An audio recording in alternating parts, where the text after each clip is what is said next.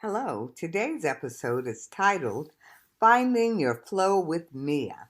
Mia is an entrepreneur and coach. She's an inspiring mentor for women who are balancing work, family, and their wellness. Mia wants to empower other moms to be balanced and live with ease. Thank you so much for listening to this episode of Earrings Off. We want to invite you to subscribe, rate, and leave us a review. You can find us on Facebook at Earrings Off Podcast and on Instagram at The Earrings Off Podcast. Welcome to Earrings Off. I'm Lou. And I'm Teresa. Let's get started.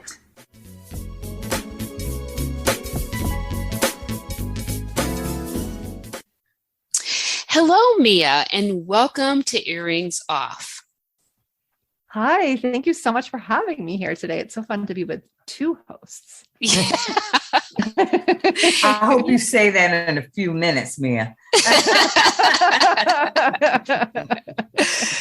So we're going to jump right into the interview.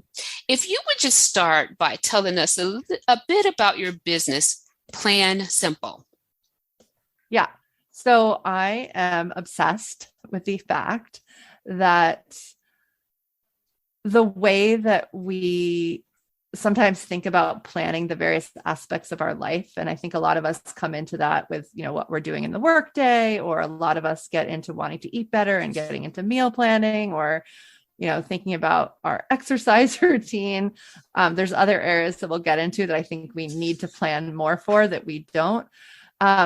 But that whole model, it's very sort of corporate and systematic and masculine.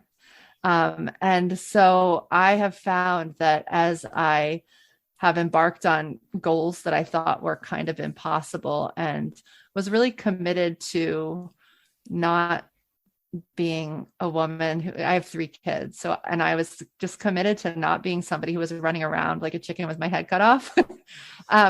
I just needed to find a different way to navigate time because I was just finding that it was so easy to overwhelm myself with all the things.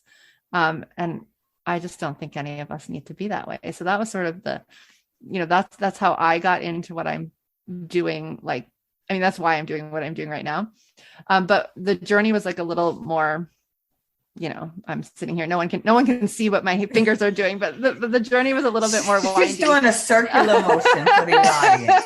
It's sort of a zigzag. It's going all over the place. Exactly. I can help you out with that. Yeah. And so it started when I was doing something totally different. Actually, I was a graphic designer and I had my 3 little kids, and I sort of had checked off a lot of boxes that I thought I was supposed to have checked off at that point. And I was one day just reflecting on the fact that I had a lot of cups of coffee and that I was exhausted. Yeah. Even though caffeine was supposed to make you not exhausted. And that I just felt bad that I was exhausted and that I had all these things that I felt I should be grateful for. And somehow that led me to upgrading my health. Like it led me to food. So what is Plan Simple now actually started off as Plan Simple Meals. And because it came out of a journey that I took to lose some weight, 60 pounds to be exact, and changed the way I ate. I didn't really know about vegetables. If you had told me to get kale, I kind of probably would have been overwhelmed at that point if you had told me to go get it at the supermarket, because I'm not sure I would have known exactly which green leaf that was. Wow. So it started off with that, and I wrote a book about food actually. But when I took that book out into the world and met thousands of women over and over again, everybody knew more about food than I did. And I had just written a book about it. And I realized that they weren't treating their bodies the way that they wanted to, and that had a lot more to do with time than figuring out what kale was at the grocery store, which had been my dilemma. So yeah. Well, I'm looking forward to this conversation because I need to know how you figured it all out. I don't know that I still have, but one day at a time, right? That's part of it. Yeah. Yeah. Yeah. So, Mia, how specifically can we each have it all? And of course, to each one of us, having it all means something different. But Yeah. what do you mean when you say, how can we have it all? Yeah. So, I mean, I think what you just said is super important. First of all, that what like having it all and what we might want is really different for all of us. And that sounds really obvious, but I don't know. Like that was really my dilemma at the time that I decided to get healthy was I had all of what I thought I was supposed to have, which actually didn't really resonate with what I actually wanted. So I definitely want to point out that piece. Right. And then I'm going to go to an Oprah quote, which is Oprah says that you can have it all, but just not all at once. And so that was really like, I feel like, yeah, of course, we just have to dream big enough about what we want. And then why I'm so infatuated with planning is because we just need a map. We just need a plan to get there. Like we can't have it all tomorrow necessarily. I mean, maybe miracles happen and that will happen. But for most of us, we just have to understand what the next step is and the next step is and the next step is. And many of us don't pause long enough to do that. Right. So yeah.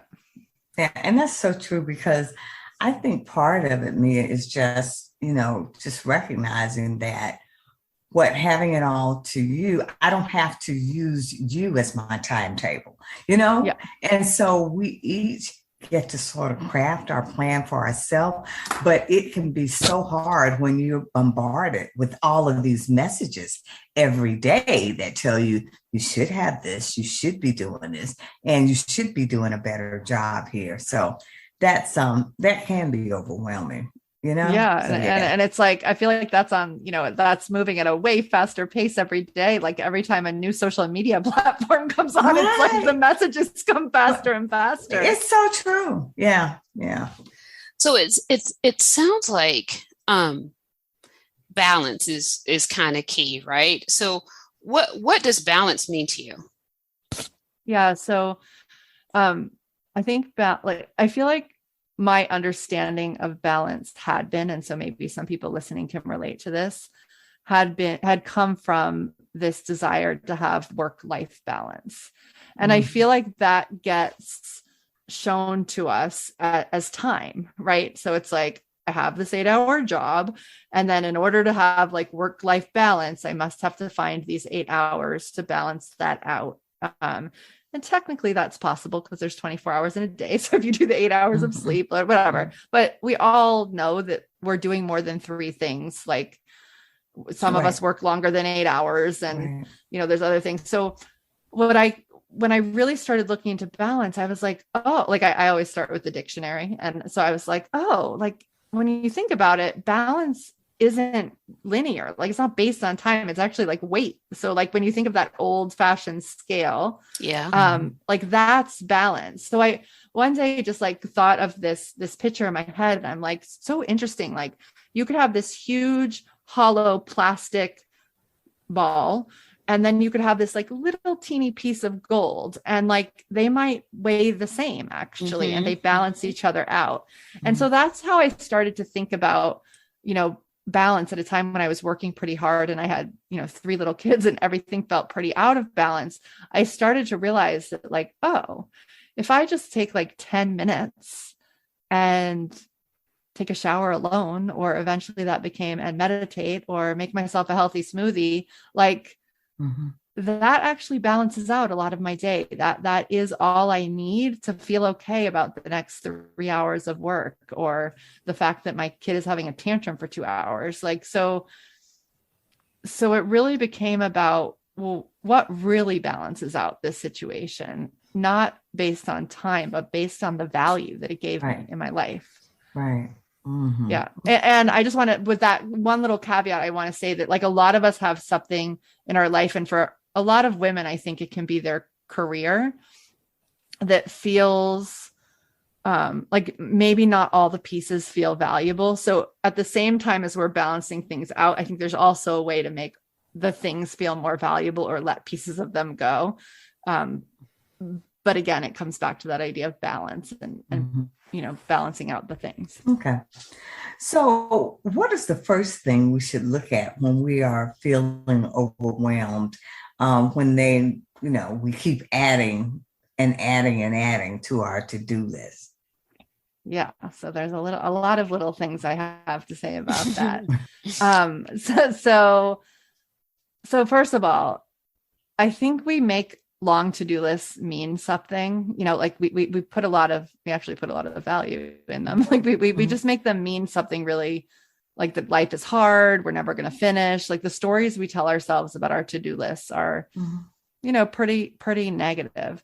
And so my solution actually is around how I think about planning.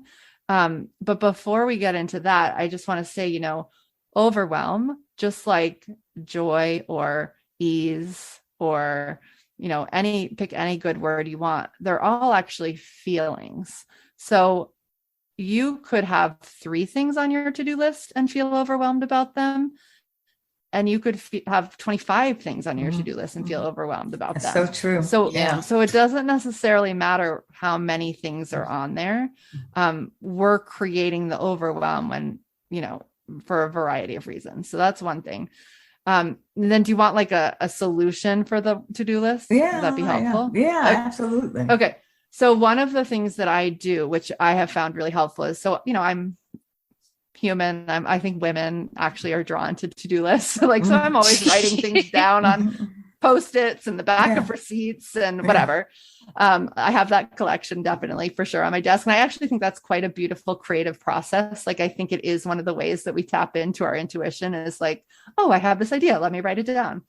But then once a week, usually before Monday, so sometime between Friday and Sunday, I actually just ask myself, okay, what do I really need to be thinking about for this next week? And I just make, I guess, another to-do list basically of those things that are really coming to mind. And then I look at that in relationship to what I'm really wanting right then, like sort of how I want to feel, what my values are feeling right now, what season I'm in. And I make some choices while it's on the to-do list. Like I'll be like, okay, these are the 3 things that if I do these 3 things this week, I'm going to feel really great. Or I'll bundle together all the things that landed there that have to do with health or food. So I'll sort of organize it a little bit. But then in order for it to be useful to me and not be overwhelming, I get everything into time. So I feel like that's one of the biggest things that we do is either we jump too quickly into time and then we're not really using our wisdom, which I believe comes out more in a list. Or we keep the list and from a list, like our brain just doesn't understand. Like basically when we write things down on a list, our brain thinks like you've done it. Like it's on the list, like you wanted it, like it's as good as done, which it is if our mind doesn't get in the way and be like, no, it's not, I'm overwhelmed. And so what I like to do is like literally find the time over the course of a week for all the things. So eating dinner, going shopping, doing this work project, going on my walk. Sometimes I'll group things together. Like if there's like 5 things that make up like my morning or my evening, like I'll group things together, but I basically make time in advance to make sure that I see all the things and that they all fit in a day. And I'm not talking all about doing, by the way, I want to be really clear. Like this isn't about hustle and doing, like I go to bed on it. Right. Like, so when I look over the course of my week, if it's like telling the story of who I want to be, everything I see there should support that, right? Like if I'm trying to make money, I would have things that make money. If I'm trying to get healthy, there would also be things that are getting me healthy. And I see that in time. And if a lot of times when I do this, I have more on my list than actually fits in time. But being disappointed for a minute on Sunday night is a whole different experience than feeling disappointed all day long and overwhelmed all day long that all like the list is too long. So I spend like 5 minutes maybe being disappointed and then and this is my week. And then during the week, my job is just to be excited about what's there. And I make sure that any to-do lists I wrote are like tucked away in a drawer. Like it's not what I'm looking at. I am just simply looking at the calendar and the time and just coming to terms with with that, and of course, every once in a while I can make things more efficient, or I realize there's certain things I don't want to do. But I don't have that problem that there's, 500 things and only however many hours there are in a week, like, because I've already fit it into time.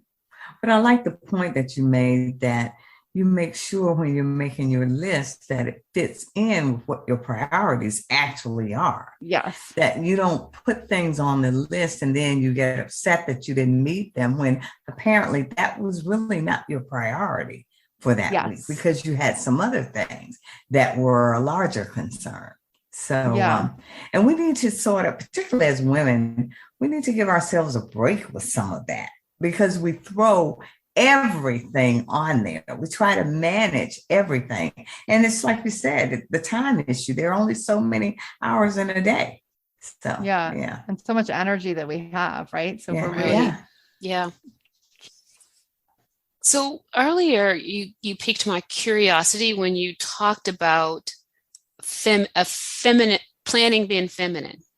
Can you talk a little more about a feminine way to plan?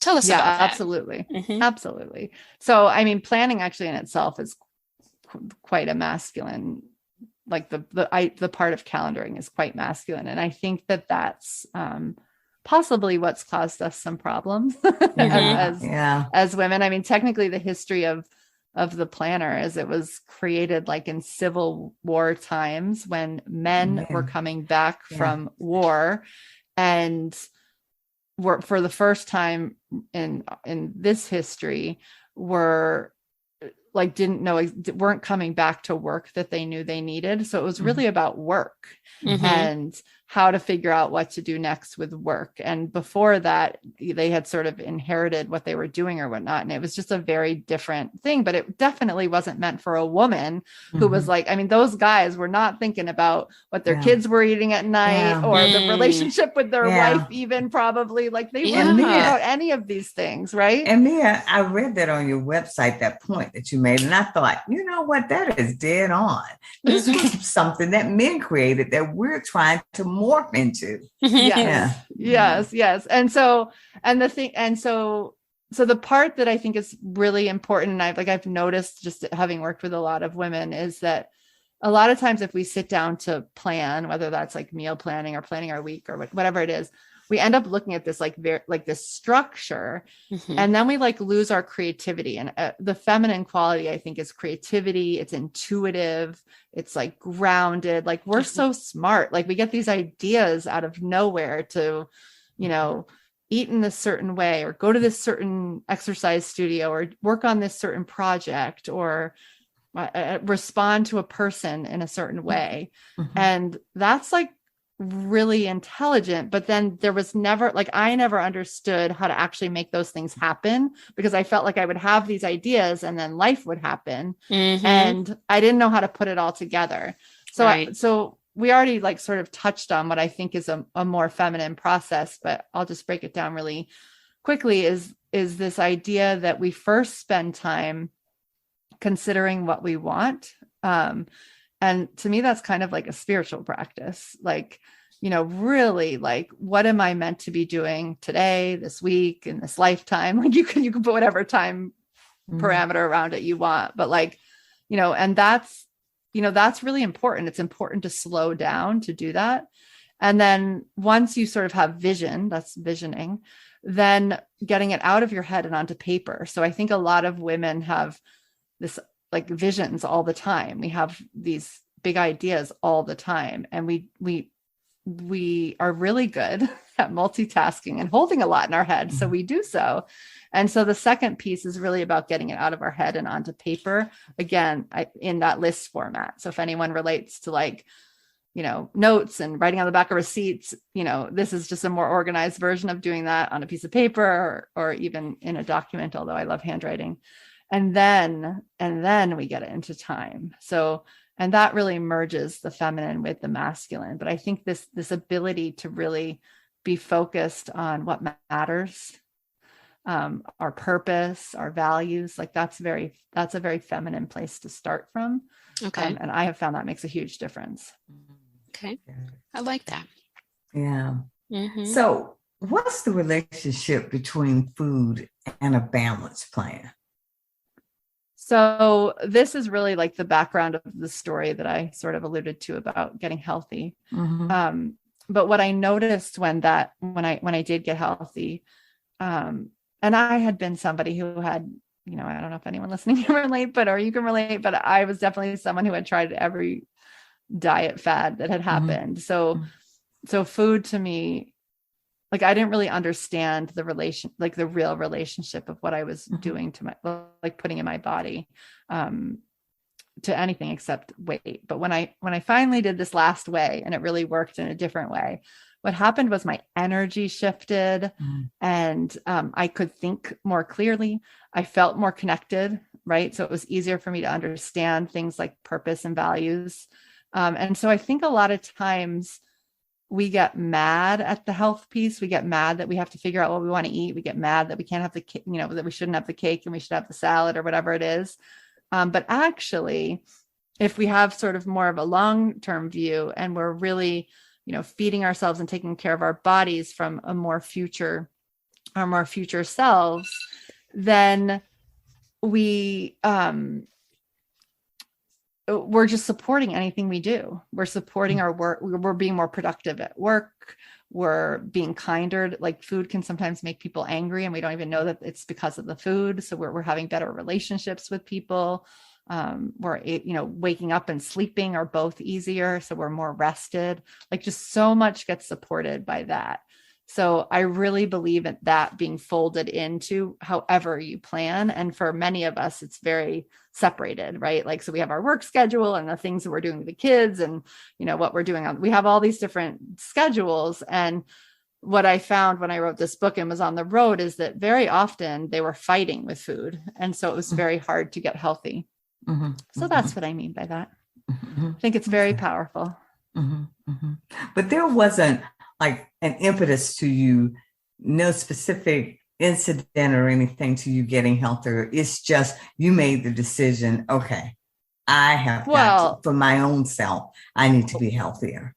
Well, I had 65 pounds that I had never had in my life before being pregnant and having kids on my body. So it was kind of like, that was just the tangible thing. Like, I couldn't really figure out what was wrong because it felt a little bit more emotional. I wouldn't have naturally put those two things together, but I just sort of took the most tangible thing that I could, which was the fact that, none of my clothes fit. Yeah. Okay. Yeah. Okay. Wow. And made it into a business. I know that was a little bit of a windy road, but yeah. Awesome. Yeah. So you're to be commended for that, though, Mia. That's quite a feat. Yeah. So congratulations to you on that. Right. Yeah. So we've reached the last of the questions, right? So was wondering if there were any parting words or thoughts or anything that you'd like to share with our listeners. Yeah. So just, I think it's about slowing down enough to really, really imagine what could be possible. Like, I just feel like the world right now is just so ridiculous and there feels like there can be so many constraints. So sometimes I think it's really helpful. Like, we're planning for today. One thing I say a lot is that what planning is we're just deciding in advance. And it's kind of like it's a gift from our past self to our future self so that we can really be in the moment. And so in that case, I think it really helps to go get to know our future self, like that 10 years away when maybe the world's calmed down a little bit. Maybe it doesn't quite work the way it does now, which is maddening sometimes. And everything looks a little bit different. And how are we there? And then how can we bring that back to now? Because I think it creates different actions. Like, we literally choose, like, when we start off with that place of values and what we want and how we want to feel and that feeling of how it will be when, life is not like it is necessarily right now. When we come from there, we literally choose different things to do, like today. And so that's like where I come from and why I think planning is so important, not so that we're like these robots who are always doing everything at the same time, but the piece of it that actually creates more freedom for us. Because I think that's what a lot of us are seeking. A lot of us are seeking more freedom. Yeah. Well, thank you so much, Mia, for meeting with us. It's been wonderful talking with you, and we certainly know that you will certainly bring some value to our listeners as they figure out how to do a better job in terms of balancing their many demands. So again, thank you so much for joining us here today on Earrings Off. Thank you for having me.